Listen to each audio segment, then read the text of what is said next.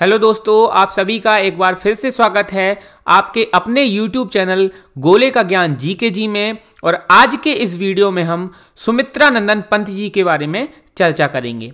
उनकी प्रमुख रचनाएं कौन कौन सी हैं और हिंदी साहित्य के विकास में उनका क्या क्या योगदान रहा है, इस वीडियो में हम सब कुछ कवर करेंगे। तो चलिए शुरू करते हैं। तो साथियों, कुछ ऐसे दिखते थे सुमित्रा नंदन पंत जी।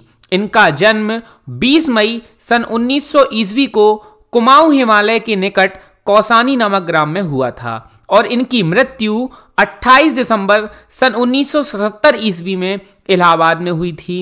और इनके द्वारा रचित काव्य रचनाओं में कोमल और मृदुल भावों की अभिव्यक्ति होने के कारण इन्हें प्रकृति का सुकुमार कवि कहा जाता है। ये छायावादी युग के 4 स्तंभों में से एक हैं।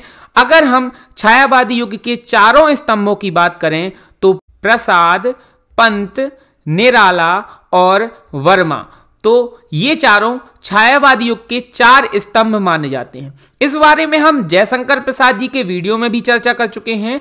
अगर वो वीडियो आपने अभी तक नहीं देखा है तो उसे भी जरूर देखें। लिंक आपको डिस्क्रिप्शन में मिल जाएगी और आप चैनल पर जाकर प्लेलिस्ट भी चेक कर सकते हैं, वहां पर भी सभी वीडियोस आपको मिल जाएंगे। फिलहाल हम एक बार फिर से जान लेते हैं कि कौन कौन से लेखक छायावादी युग के 4 स्तंभ माने जाते हैं। तो साथियों, प्रसाद से हो जाते हैं जयशंकर प्रसाद जी, पंत से सुमित्रा नंदन पंत जी, निराला से सूर्यकांत त्रिपाठी निराला जी और वर्मा से हो जाती हैं महादेवी वर्मा जी। तो ये चारों लेखक छायावादी युग के 4 स्तंभ माने जाते हैं। अब अगर हम आगे बात करें तो पहले पंत जी का नाम गोसाई दत्त था और बाद में इन्होंने इसे बदलकर सुमित्रा नंदन पंत कर लिया।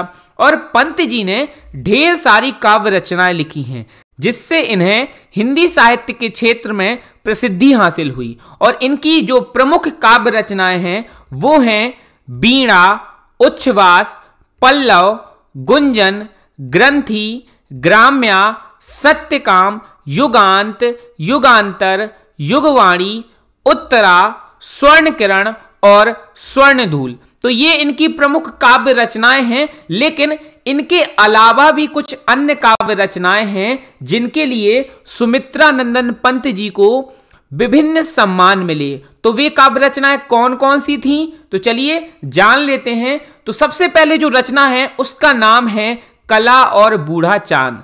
तो कला और बूढ़ा चांद के लिए पंत जी को साहित्य अकादमी पुरस्कार की प्राप्ति हुई। यानी जो ये रचना थी कला और बूढ़ा चांद, इसके लिए इनको साहित्य अकादमी पुरस्कार प्रदान किया गया। और दूसरी जो रचना है उसका नाम है लोकायतन। तो लोकायतन के लिए पंत जी को सोवियत भूमि पुरस्कार प्रदान किया गया। अब इसके अलावा जो अन्य रचना है उसका नाम है चिदंबरा। चिदंबरा के लिए पंत जी को भारतीय ज्ञानपीठ पुरस्कार की प्राप्ति हुई थी। तो ये तीनों ही रचनाएं सबसे ज्यादा प्रमुख हैं और काफी बार प्रश्न पूछ लिया जाता है कि मान लीजिए प्रश्न पूछ लिया जाए कि ज्ञानपीठ पुरस्कार सुमित्रा नंदन पंत जी को किस रचना के लिए प्राप्त हुआ, तो चिदंबरा के लिए प्राप्त हुआ। अगर प्रश्न पूछा जाए कि साहित्य अकादमी पुरस्कार किस रचना के लिए प्राप्त हुआ, तो कला और बूढ़ा चांद के लिए प्राप्त हुआ।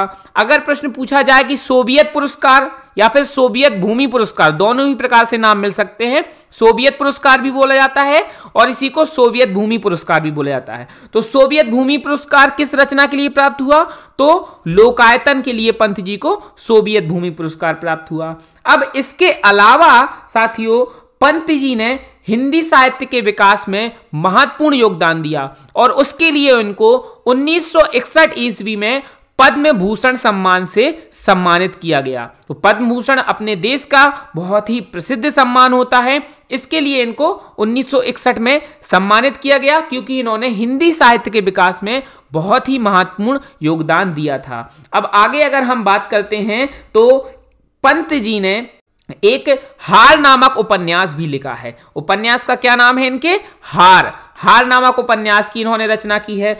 और इन्होंने गीत नाट्यों की भी रचना की है और इनके गीत नाट्यों के नाम हैं ज्योत्सना, रजत शिखर और अतिमा। ये 3 गीत नाट्य हैं जिनकी रचना सुमित्रा नंदन पंत जी ने की है और इनके कहानी संग्रह का नाम है 5 कहानियां। क्या नाम है? 5 कहानियां। तो साथियों, ये था सुमित्रा नंदन पंत जी से संबंधित वीडियो। इस वीडियो को देखने के लिए आपका बहुत बहुत शुक्रिया। अगर आपको ये वीडियो पसंद आया हो तो वीडियो को लाइक कीजिए और अपने दोस्तों के साथ शेयर कीजिए।